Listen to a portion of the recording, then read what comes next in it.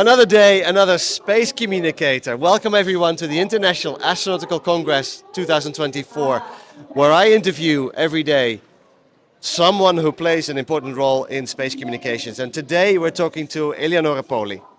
It's really Eleonore, nice to see you. welcome. Thank you. You are, you are many things, but among them, you play a big role in space outreach and communications. Can you tell us a little bit about what you do? So I do lots of things. I'm a material scientist, but I'm also the leader of CHASM. CHASM is the Community on Human Analog Space Missions, and I'm also in the committee of the Swiss Space Museum. And while wearing those hats, I do outreach in the science sector with aerospace materials and systems via my main job.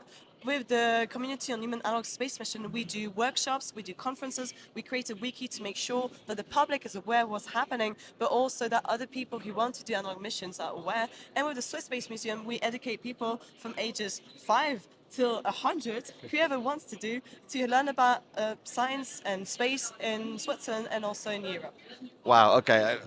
I wonder if you ever sleep, but because you do so many different things. But one of the things that you do, before we talk about analog missions a little bit, you also are one of the go-to people for the Swiss media whenever there's something happening in space, right? Tell us a little bit about how that works. So not everything about space, but a lot about analog missions in general, sometimes about a few launches. And it's really interesting because Switzerland is a very small country, and that's probably why they come to me, but also because I'm very, very active. So in the past 6 months, I've been on more than 5 different newspapers in Switzerland. So we do have those newspapers, and it went from 20 Minuten, which is a rather small newspaper that's often for free, to Neue Zürcher Zeitung. That's actually quite a big newspaper, NZZ am Sonntag, and also Red Bolton. And it was really nice to be on the cover. And I wasn't sure when it came out, and then suddenly some friends were like, "Oh, look, your face is on there." So that's been really interesting because I get then contacted by people from very young ages to actually order, and that means that I then get requests to give public talks. So I give talks for banks, for different events. So on Saturday, for example, I'm giving talks for Kleinsdenken, I was also at the Swiss Economic Forum in front of 1,500 people. So a little newspaper article can then snowball into massive communication and interest, and it's fantastic because the public has no idea about space or analog missions. And that's exactly it. The cool thing about Switzerland is you do this in like 4 languages, if we include English there. Yes, we do. So Switzerland, one of those examples where they speak multiple languages and you kind of speak all of them. So Badly, that's good. yes. Understandably though. That's important. That's the traditional media, and it's interesting that you say that one newspaper article can lead to a lot of outreach type of activities.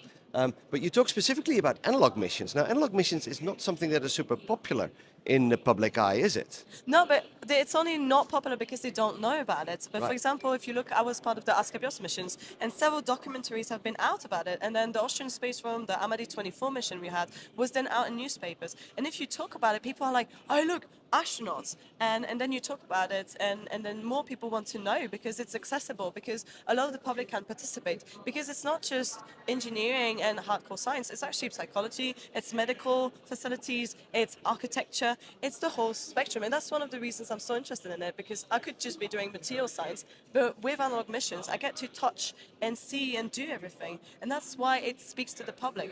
They're not interested because they're not interested. They're not interested because they don't know it exists. And as soon as they learn, then suddenly it's like, "Oh, I want a piece of this and a piece of that."